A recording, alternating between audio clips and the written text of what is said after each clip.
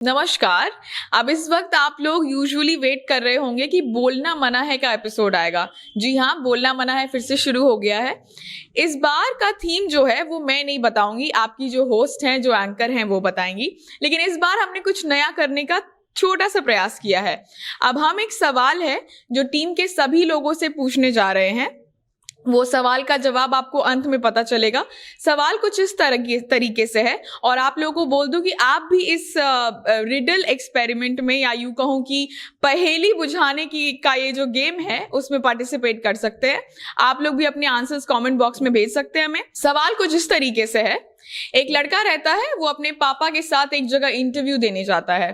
वो इंटरव्यू एक बहुत बड़ी टेक कंपनी के जॉब रोल के लिए होता है। वहां पहुंचते ही जब वो पार्किंग लॉट में जाते हैं तो उन्हें फोन आता है। उन्हें यानी कि बेटे को फोन आता है। बेटा अपने बाप की तरफ देखता है और बाप बोलता है कि बेटा फोन उठा लो, कोई बात नहीं है। जब वो फोन उठाता है तो उधर से कंपनी के सीईओ का फोन रहता है, और जवाब में ये आता है, या यूं कहूं स्टेटमेंट में ये आता है कि गुड लक बेटा, मुझे लगता है तुम ये जॉब कर सकते हो। मतलब यही हुआ कि उस लड़के को जॉब ऑलरेडी मिल गई है बिना इंटरव्यू दिए हुए। अब आपको ये बताना है कि संभवतः कौन हो सकता है फोन पे और कैसे उनको वो जॉब मिल गई। सवाल का जवाब मेरे टीम के सभी लोग, यानी कि जनता जंक्शन के सभी लोग आने वाले 1-2 सेकंड में देने वाले हैं। जो लोग वीडियो में नहीं है, इसका मतलब कि वो फिलहाल ऑफिस में उपस्थित नहीं है। बाकी आंसर आपको उसके खत्म होने के बाद पता चलेगा। अपने आंसर्स भी कमेंट करते जाइए, देखते हैं कौन सही होता है। और थीम क्या है इस बार के बोलना मना है का, वो बहुत खास थीम है, तो वो भी आप लोगों को आगे वंदना बताएंगी। तो अब over to the video and over to वंदना।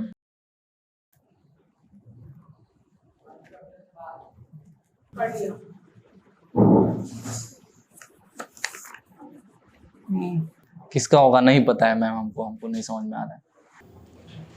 उसका बाप सीईओ होगा, उस बेटे को पता नहीं होगा।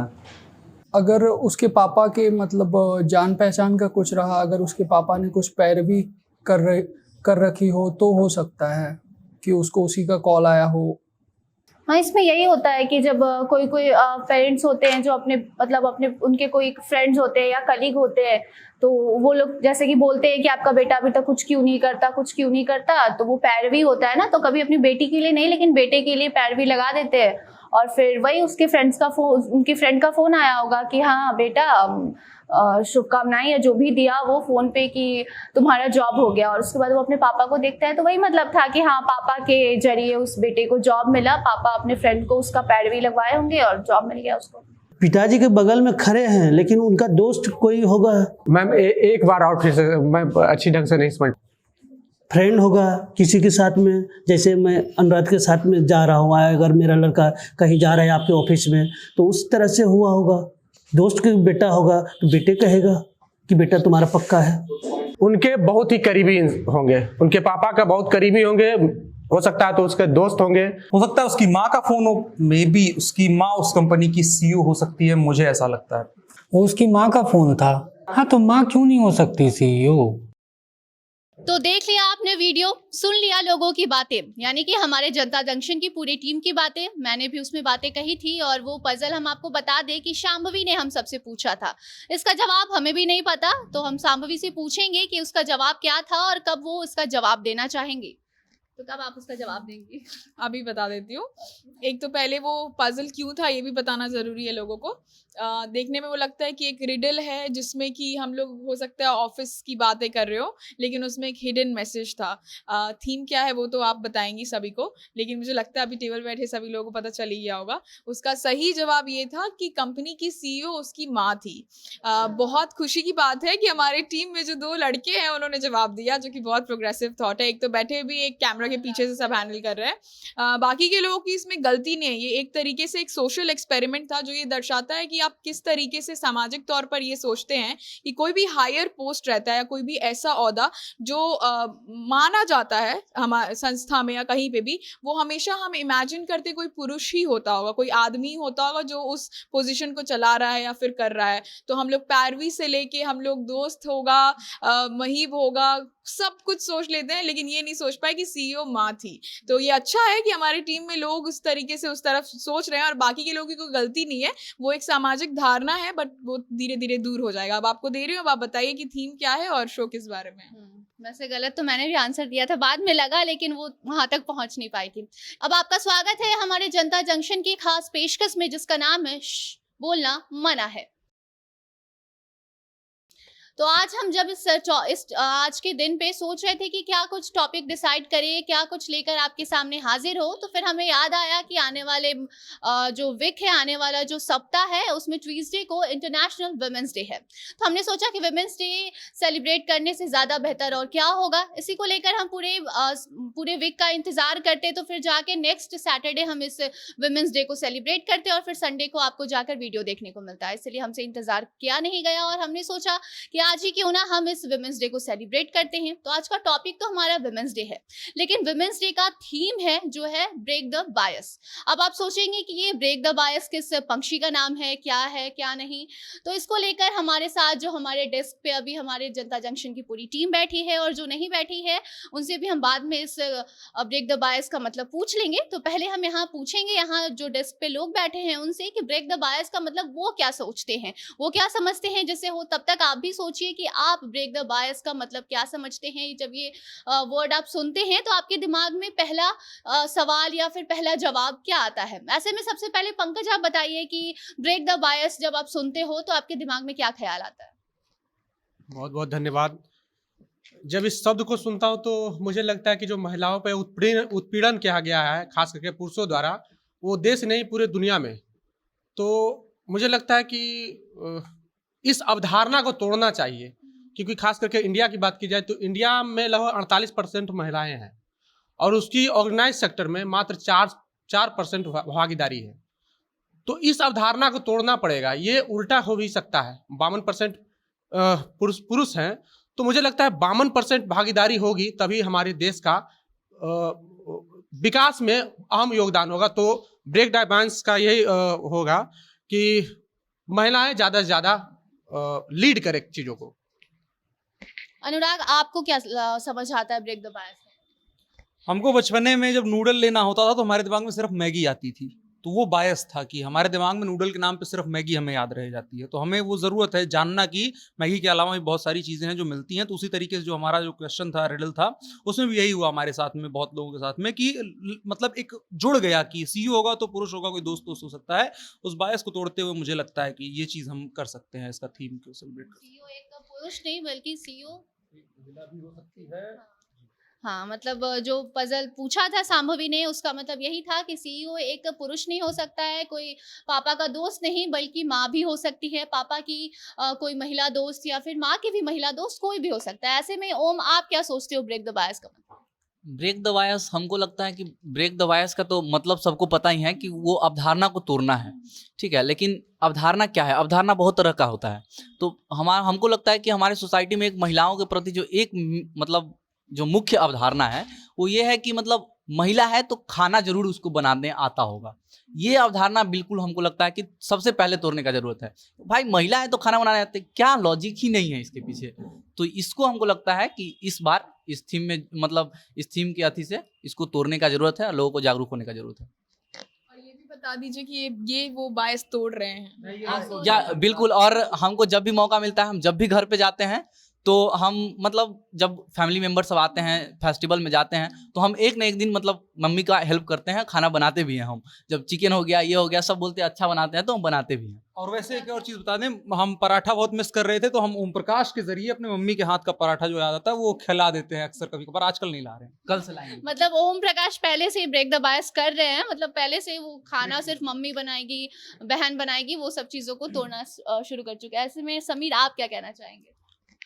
मैम, ब्रेक दी बायस जो है वो हमारे सोसाइटी का जो हमारा पैट्रियर्कल सोसाइटी है, उसमें जो स्टीरियोटाइप थॉट्स हैं, जैसे कि women are belong to kitchen, ऐसा कुछ नहीं है। हमेशा से एक हमारे अंदर ये धारणा रही है कि जो मास्कुलिन होते हैं वो स्ट्रॉन्गर देन फीमेल्स होते हैं। तो हमारी सोसाइटी हमेशा से ये सोच के रखी है कि women are belong to kitchen, तो बस हमें वुमेन को भी लीड करने देना चाहिए। और हमें उन पर भरोसा करना चाहिए। जैसा कि बहुत लोग सोचते हैं वुमेन रिस्क नहीं ले सकती, मगर काफ़ी ऐसे ऑर्गेनाइजेशन है जिसका CEO अभी भी वुमेन है। तो हमें मतलब इस अवधारणा को तोड़ना है कि women aren't belong to kitchen, they can lead our आप कंपनी टू। कैसे इस बायस को तोड़ना चाहते हैं?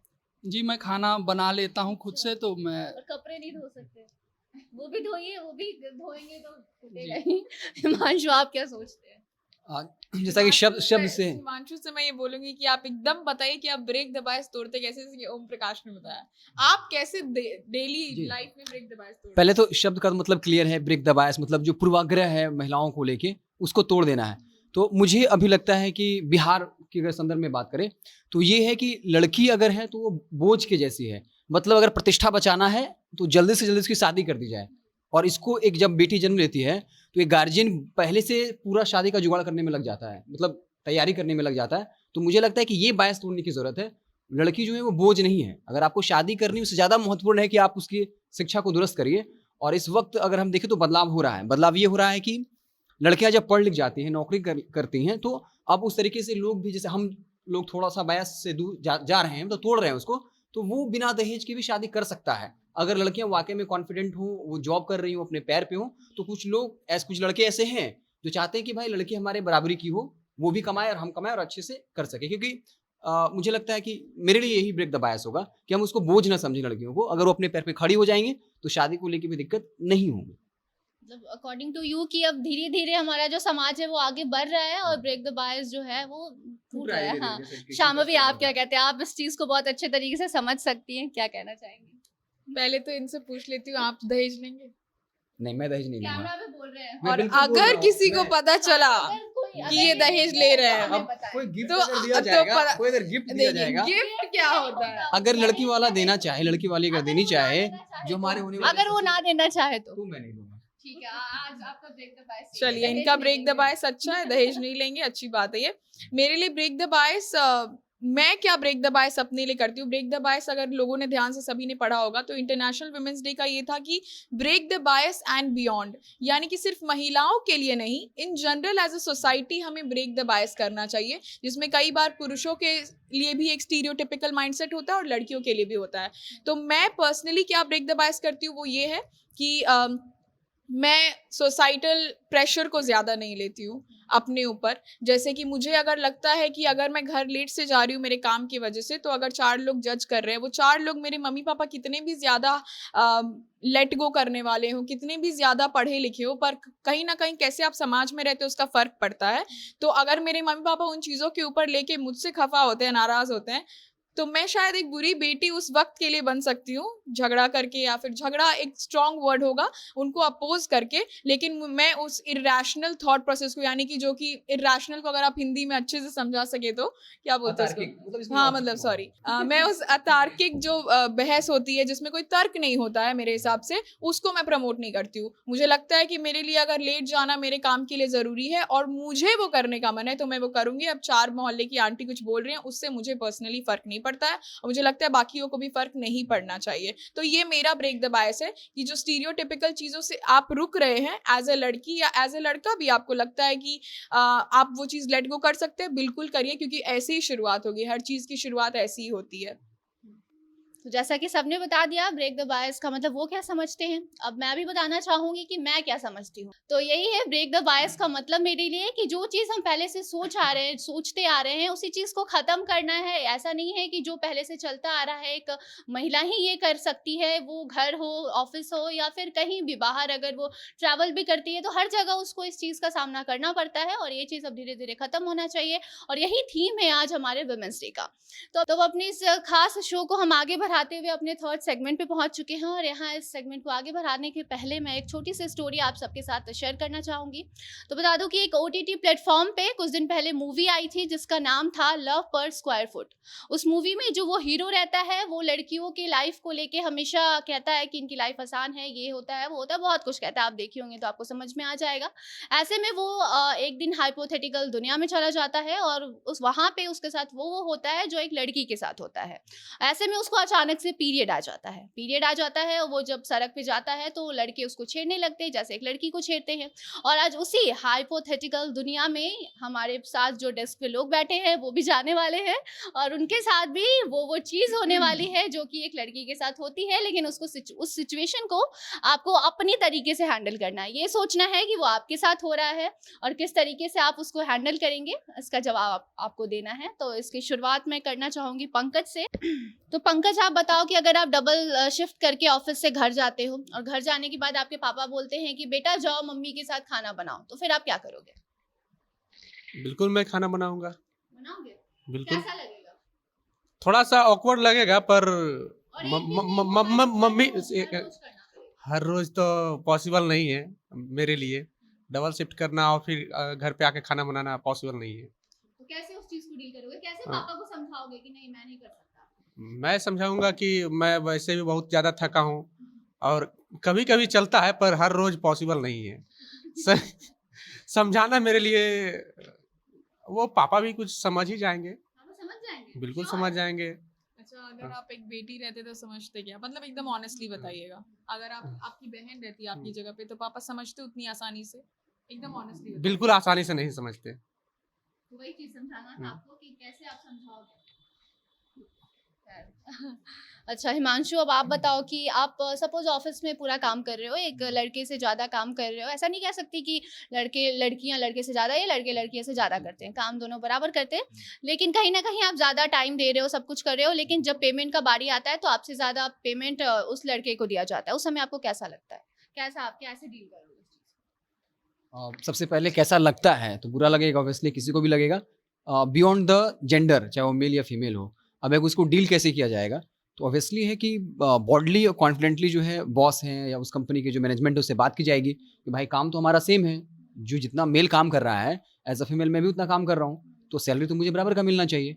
और अगर ऐसा नहीं होता तो उसके लिए फिर कानूनी एंगल भी है, तो मुझे लगता है कॉन्फिडेंटली बात रखना होगा। आपको लगता है कि कानूनी एंगल से वो सब कुछ सॉल्व होता है? कानून कितना फास्ट चलता है? मतलब आपको लगता है कि कानूनी एंगल से आपका वो प्रॉब्लम सॉल्व होगा? कितना कानून हमारे इंडिया में फास्ट काम करता है?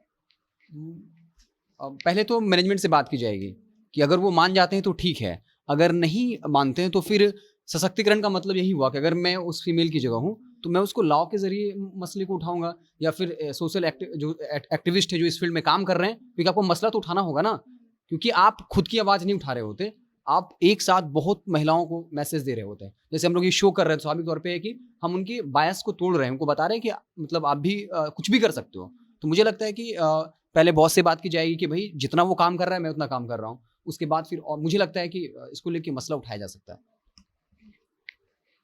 समीर, सपोज आपने अपना पढ़ाई पूरा कर लिया, जो डिग्री आपको चाहिए थी वो आपने ले ली, अब उसके बाद फैमिली प्रेशर होता है कि नहीं तुम जॉब नहीं करो, तुमको शादी करना है, क्या करोगे? जी, मैं कोशिश करूँगा कन्विंस करने की अपने पेरेंट्स को कि मुझे जॉब करना है।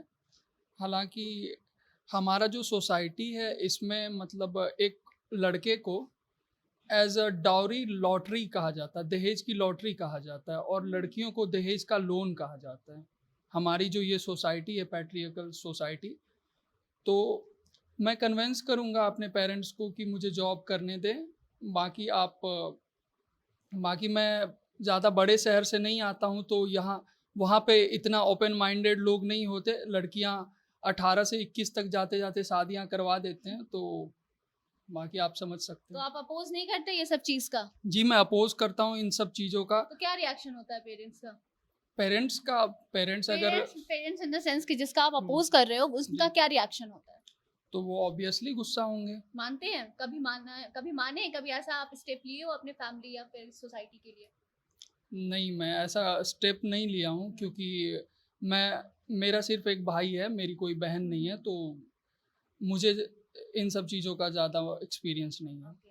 तो आज ये ब्रेक द बायस जो थीम है हमारा वुमेंस डे का, इसके बाद ऐसा आई होप आप स्टेप लो अपने सोसाइटी के लिए, सिर्फ फैमिली के लिए नहीं, पूरे सोसाइटी के लिए ये सब जी। स्टेप लेना चाहिए। ऐसे में अब अनुराग आप बताओ कि आप ऑफिस जा रहे होते हो शादी के बाद, लेकिन बीच में ऐसा कहा जाता है, फैमिली प्रेशर होता है कि अब आपको बच्चे करने हैं, तो और कहा जाता है कि आप बच्चे करोगे फिर आपको ऑफिस छोड़ना पड़ेगा, तो आप उस सिचुएशन में क्या करोगे?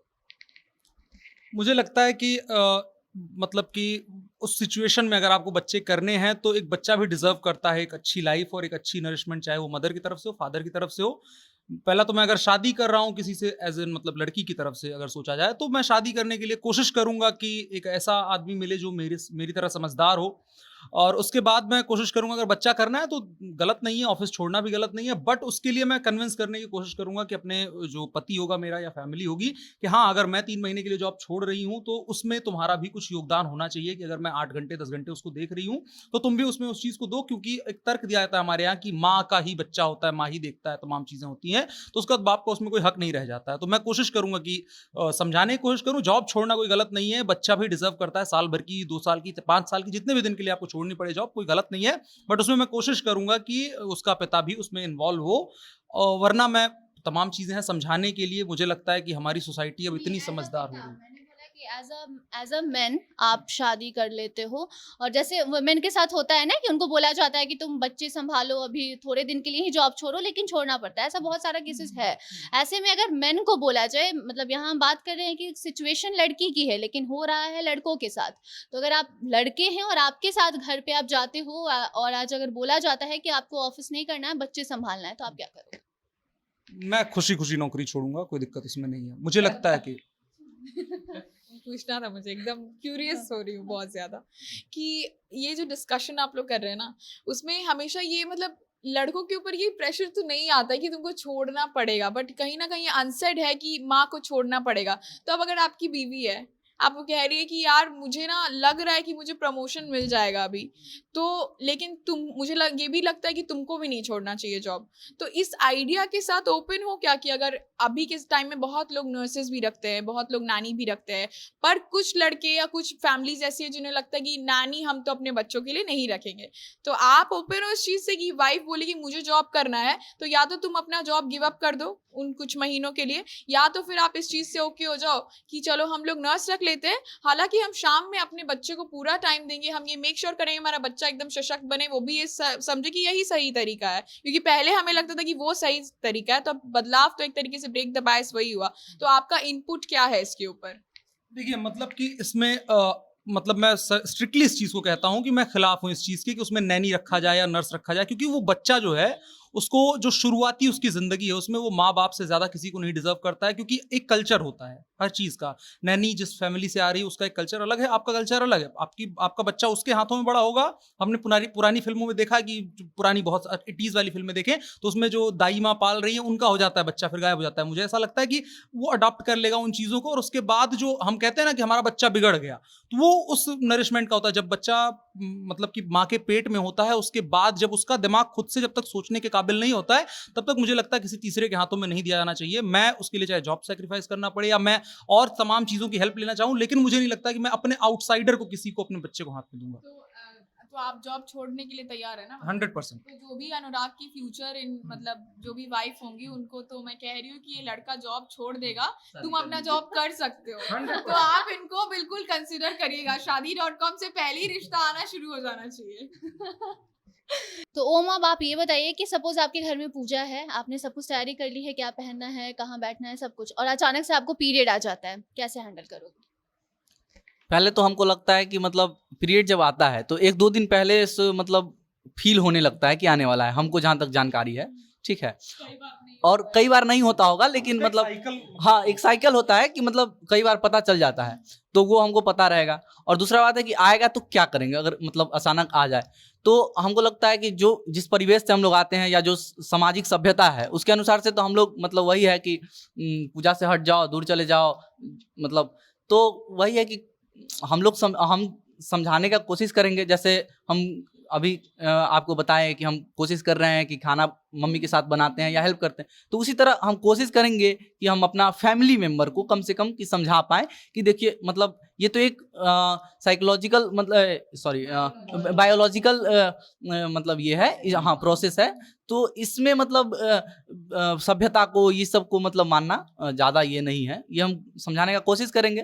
लेकिन धीरे धीरे समाज बदल रहा है और हमको लगता है बदलेगा, ये भी बदलेगा। और बदलने की शुरुआत तो ओम से हो चुकी है, क्योंकि ओम पहले से ही खाना बनाते हैं। हाँ, बहुत सुंदर पराठा बनाते हैं, उनको उनकी मम्मी जैसा पराठा खिलाते हैं। इतना तारीफ किए हैं, परसों इनको पक्का खिलाएंगे। हमें भी खिलाना, हम भी अपने मम्मी को मिस करते हैं। हाँ, तो अब पंकज जी क्या छोटी सी बोल रहे हैं? कमेंट करना चाह रहा हूँ, जैसा कि आपने पूजा से बात की, पूजा वाली बात की, अगर पीरियड्स आ जाता है तो क्या किया जाए। तो मेरे समाज में एक अवधारणा है कि महिलाएं अपवित्र होती है और पुरुष पवित्र होता है। तो भाई ये कैसे है, जो महिलाओं से जन्मा बच्चा पुरुष पवित्र कैसे हो सकता है और महिला अपवित्र कैसे हो सकता है। तो ये अवधारणा तोड़नी चाहिए कि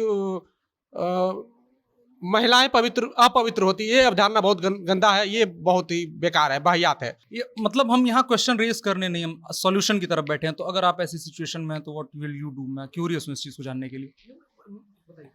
मैं छोटी सी अपनी प्रतिक्रिया दिया कि हमारे जिस परिवेश में हम लोग रहते हैं, खास करके इंडिया की बात की जाए, और ये थोड़ा सा धार्मिक कंट्री है, तो महिलाएं को अपवित्र माना जाता है और पुरुष को पवित्र। मतलब उनके कहने का मतलब है कि अगर आपको पीरियड आ जाता है तो फिर आपको अगर पीरियड आता है तो आप कैसे हैंडल करोगे? वो तो ओम का थीम है, वो तो थीम किसी का नहीं है, सच तो सच है ना। हाँ। तो मैं कन्विंस करने की कोशिश करूंगा कि ये कैसे, अगर पीरियड्स आ जाता है तो मैं भी पूजा में शामिल क्यों नहीं हो सकता, उसका लॉजिक दूंगा, समझाने की कोशिश करूंगा, तभी तो मेरा समाज बदल पाएगा। ठीक है, सबसे तो पूछ लिया। अब शांभवी, आप ये बताओ कि सपोज आपको कहीं जाना होता है, आप अगर बिहार की बात करें तो मतलब अगर ऐसा कर सकते हैं, कोई लड़के की सिचुएशन दे सकते हैं। हाँ, क्यों नहीं, दो फिर आप। तो अगर हम जाते हैं आपको, और मान लीजिए कि आपकी 5 बहनें हैं और आपको उनकी सुरक्षा करनी है, और आप गांव के एक दबंग हैं, तो जो मतलब एक फिल्मी ये सीन आपको दे रहे हैं, क्योंकि हम फिल्म के बेस पे बात कर रहे हैं। अब आप 5 बहनों को अपनी कैसे बचाएंगे एक लड़के के तौर पर, अगर आपको ऐसा? अगर मैं दबंग हूँ तो मेरे दबंग होने का मैं परिचय इस चीज से दूंगी कि मैं 5 बहनों को इतना ट्रेन करके दबंग बना लूंगी कि वो 5 को मेरी जरूरत ही नहीं पड़े। तो फिर ये मैं करूंगी। Thank you. और हो गया ना? हो गया? किसी को मेरे से कुछ नहीं पूछना है ना, सिचुएशन देना है तो दे सकते हैं। सपोज दैट आप एक ट्रक ड्राइवर हैं, और ट्रक में क्या होता है, ट्रक का जो पहिया पंचर हो जाता है कई बारी। तो how will you deal that situation कि अगर पंचर हो गया पहिया और आपके पास खलासी नहीं है जो कंडक्टर होता है, तो आप कैसे डील करेंगे उस सिचुएशन को? एज एन मतलब आप फीमेल हैं, और कैसे सोचती हैं कि ट्रक ड्राइवर कैसे डील करता होगा इन तमाम चीज़ों को? उसके लिए फर्स्ट ऑफ ऑल जब भी मैं कहीं मतलब ट्रैवल कर रही हूँ तो पहले से ही एक चक्का तो अपने पास रखूंगी, और जब भी पंचर होगा निकालूंगी, लगा लूंगी। और अगर किसी की हेल्प चाहिए होगी तो लड़का हो या लड़की, सबको तो हेल्प की जरूरत पड़ती है, तो किसी से भी हेल्प ले लूंगी। और बाय द वे एक और बात मैं इस पे ऐड ऑन करना चाहती हूँ कि ये जो सिचुएशन, जैसे पंकज का जवाब था, सभी का, अनुराग का, सभी लोगों का जवाब था, तो किसी भी जो भी दर्शक देख रहे हैं वो अपने आप को इसको लेके पर्सनली ना ले ले, क्योंकि ये सबकी अलग अलग धारणा है, सबका अलग अलग सोच है। दूसरी बात ये है कि एक तरीके से हम लोग ब्रेक द बायस इसी चीज से शुरू कर चुके हैं कि एक ऐसे प्रांत में जहाँ पे पीरियड्स अभी भी टैबू है, हम सारे लड़के लड़कियां बैठ के बात करें। इसका ये मतलब नहीं कि हम लोग बदतमीज लोग हैं, इसका ये मतलब है कि हम लोग चाहते हैं कि ये बदलाव आए, कि घर में लोग इस बारे में खुल के बात कर सके। पीरियड्स के बारे में बात करने वाले बदतमीज लोग होते हैं। बिल्कुल, ये बायस है, लोग सोच सकते हैं ऐसे कि हम लोग बेशरम लोग हैं, हाँ। लेकिन हम नहीं है। हमारी एक पहल है, क्योंकि हमारी जिम्मेदारी भी हमारे इस प्रोफेशन से आती है कि हमें इन चीजों के बारे में खुल के बात करनी चाहिए। अब वंदना को दे देती हूँ, ज्यादा हो गया। तो इसी के साथ अभी हम 4th सेगमेंट पे अपने पहुंच चुके हैं, और हम आपको बता दें कि वुमेन्स डे हम सेलिब्रेट कर रहे हैं, जिसका थीम ब्रेक द बायस है। और ये ब्रेक द बायस क्या है ये अभी तक आप समझ चुके होंगे, और साथ ही अगर आपको क्या लगता है ब्रेक द बायस का मतलब आप क्या समझते हैं, हमारे कमेंट बॉक्स में भी बता सकते हैं। ऐसे में वुमेन्स डे सेलिब्रेट कर रहे हैं और वुमेन के बारे में बात ना हो तो फिर वो वुमेन्स डे सेलिब्रेट करने का कोई मतलब नहीं है। तो ऐसे में जो भी हमारे साथ टेबल पे अभी बैठे हैं हमारे सहयोगी, उनसे हम कहेंगे कि आप अपनी लाइफ में कौन सी वुमेन को अपनी प्रेरणा मानते हो, उनकी कोई कहानी शेयर करना चाहते हो, उनको कैमरे पे वुमेन डे सेलिब्रेट उनको विश करना चाहते हो, कर सकते हो। मैं तो अपनी मम्मी को ही प्रेरणा मानता हूँ, और मम्मी को ही प्रेरणा मानता हूँ, और वही एक मेरी लाइफ में बची है। हाँ, वही नहीं है, मम्मी ही है। आएगी। नहीं, इनको अगर लड़का चाहिए तो कैसे आप तोड़ेंगे? तो वो भी बायस है कि लड़की भी लड़का भी है। मैं पूरी जनता जंक्शन टीम के लिए कुछ लिख के लाया हूँ, कुछ सुनाना चाहता हूँ। और माफ़ी चाहूँगा, मैं एक ना ही कवि हूँ और ना ही शायर, तो मेरी सुर और लय में थोड़ी सी ऊंच नीच हो सकती है। लड़की हो तुम थोड़ा लिहाज करो, लोग क्या कहेंगे, आंसू पोछो पोछो, चेहरा साफ करो, अगले घर जाना है तुम्हें, थोड़ा तो बर्दाश्त करो। लड़की को हर वक्त सामान की तरह आंकने वाले तुम भी तो थोड़ा लाज करो। क्यों वो औरत है तो उसे जीने का अधिकार नहीं, क्यों उसका बेवाक होना जमाने को तुम्हें स्वीकार नहीं, जमाना तुम्हें स्वीकार नहीं। क्यों आगाज नहीं मैं, क्यों आवाज नहीं मैं, क्यों मैं सिर्फ एक जरिया हूँ आते जाते लोगों में, क्यों सिर्फ एक नजरिया हूँ। क्यों शोर भरे इस दुनिया में मन में सिमटी खामोशी हूँ। अपने इन हालातों का शायद खुद भी मैं उतनी ही दोषी हूँ। पर एक बात कहूँ मैं, दुनिया में तेरे ही जैसी हूँ। मैं बेचैनी उस मन की हूँ जो चैन से जीना चाहती हूँ। मैं ख्वाब हूँ खुद की आंखों की, पूरा होना चाहती हूँ। थक चुकी हूँ मैं इन रूपों से, अब खुद को पाना चाहती हूँ। औरत हूँ मैं कोई सामान नहीं, मैं और औरत बन जीना चाहती हूँ। खुद से पूछो प्रश्नों का एकमात्र ये उत्तर पाती हूँ। अपने सारे ख्वाबों के संग मैं नव उड़ जाना चाहती हूँ। तो इसका सारांश मैं बता देता हूँ, शॉर्ट में बता देता हूँ कि महिलाओं में जो सभी लोग में ये होता है कि महिला जो है अगर कुमारी है तो वो दूसरे घर जाना है तो तुम ज़्यादा कुछ नहीं कर सकती हो। और मैं दुनिया से ये भी कहना चाहूँगा कि तुम भी थोड़ा लाज करो, दुनिया वालों तुम भी थोड़ा लाज करो। जो तुम्हारे मन में अवधारणा बना हुआ है महिलाओं के प्रति, उसे तोड़ो, तभी कुछ हो सकता है हमारे समाज में। और कोई लड़की आगाज और आगाज किसी चीज का नहीं करती है, तो मैं चाहता हूं कि हर चीज का आगाज कोई महिला करे। बस, बहुत बहुत अनुराग, आप क्या कहना चाहेंगे? कौन है आपकी प्रेरणा? मैं अपनी माँ को नहीं कहूँगा, क्योंकि ये भी एक स्टीरियोटाइप होगा, क्योंकि माँ सबकी ज़िंदगी में होती है और बहुत मतलब ज़रूरी है मेरी माँ, मतलब हमेशा से। मेरी ज़िंदगी में 4-5 ऐसी महिलाएं हैं जिन्होंने मुझे सच में मतलब कि एक अलग इंसान बनाया है। मैं इस चीज़ के लिए बहुत शुक्रगुजार हूँ तमाम उन महिलाओं का, एक खास करके कोई हैं। और इसके अलावा अगर इंस्पिरेशन कहा जाए तो मैं मायावती जी हैं, हमारे प्रदेश की पूर्व मुख्यमंत्री रही हैं, उनको मैं मानता हूं, क्योंकि वो जिस परिवेश से आती हैं, उनको घर वालों ने निकाल दिया था, केवल वो पॉलिटिक्स में जाना चाहती थी इन तमाम चीज़ों के लिए। उसके बाद जब वो सीएम बनती हैं तो अब तक की यूपी की हिस्ट्री में मोस्ट पावरफुल जो सीएम है उसमें काउंट की जाती है, शायद नंबर 1 पे रहेंगी। तो मैं उनको अपना इंस्पिरेशन मानता हूँ और उन तमाम महिलाओं के लिए शुक्रगुजार हूँ जिन्होंने मुझे अच्छा बनाया है, बेहतर इंसान बनाया है।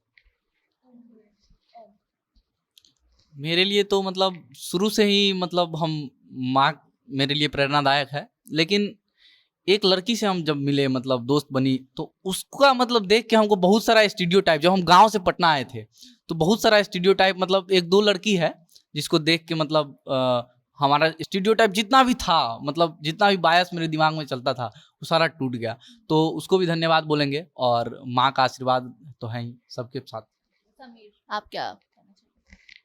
जी, जैसे कि मेरे भी ज़िंदगी में 2-4 ऐसी महिलाएं हैं जिससे मैं बात करते रहता हूं, मगर अभी भी मैं उस दौर में हूं जिसमें मैं अपने मन की स्टीरियोटाइप थॉट्स को तोड़ रहा हूं। अभी तक मेरा ये बायस वाला पूरा नहीं ख़त्म हुआ है, अभी भी मैं प्रोसेस में हूं, तो मगर उम्मीद करता हूं कि ये जल्दी टूट जाएगा। सभी लोगों को ताली बजाना चाहिए, एक्सेप्ट करें।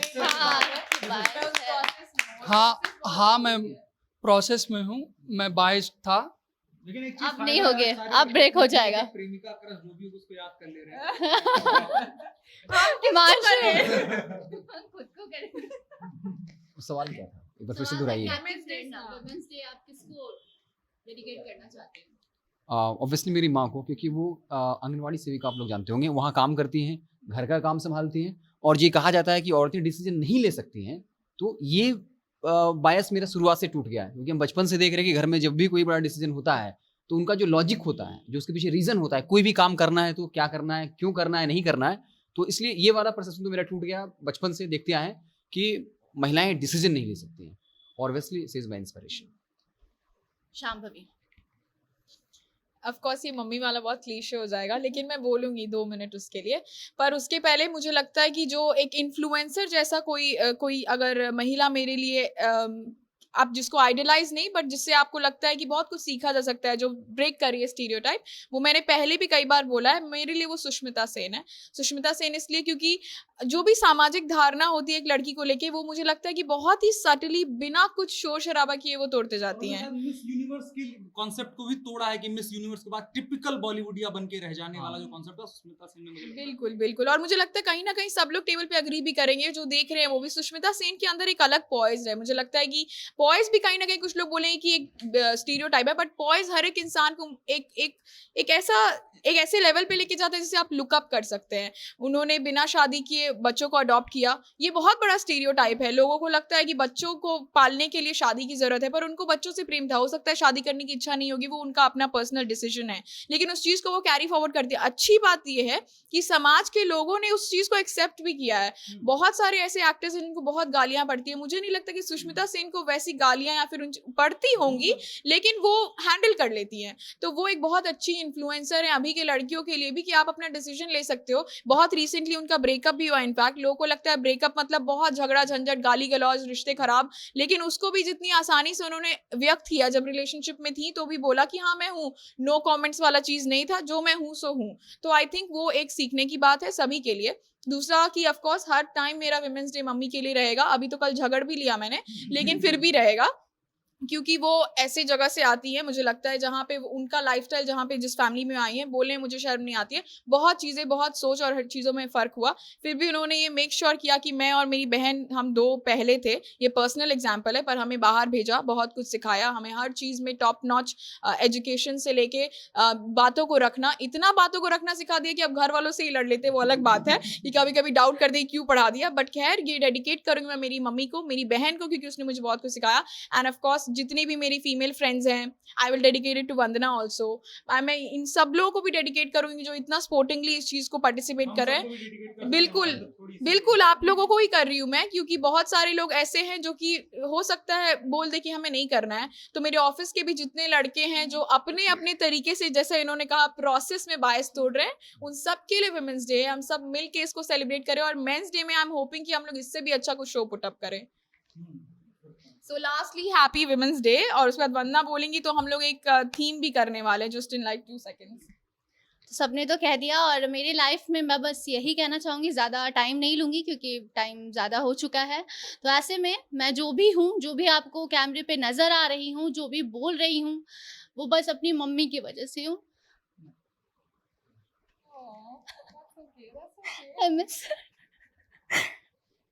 Thank you mamma, I love you. ठीक है, होता है, आई नो, अलग दूर रहना ना थोड़ा सा। सब रोने Funny. लगेंगे, ये देखो शुरू हो गई, सब रोने लगेंगे। कल ही घर जाना पड़ेगा मेरे को। Okay, I am sorry.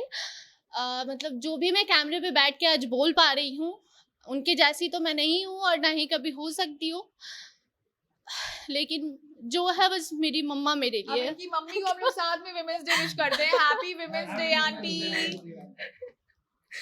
Okay, तो अब अपने हम शो के लास्ट पैरा पे आ चुके हैं, तो इसको लेकर मैं कुछ लाइन बोलना चाहूँगी, जो कि मैंने नहीं लिखा, कॉपी पेस्ट किया है लेकिन फिर भी। समझो तो कुछ गलत है, जब कलियां खिलने से पहले ही मुरझाने लगे, जब एक नन्ही सी जान दुनिया में आने से पहले ही घबराने लगे, समझो तो कुछ गलत है। जब एक मुस्कुराहट को मुस्कुराने से पहले ही रोक दिया जाए, जब आंसुओं को तलवार की धार पर चुप कर दिया जाए, समझो कुछ गलत है।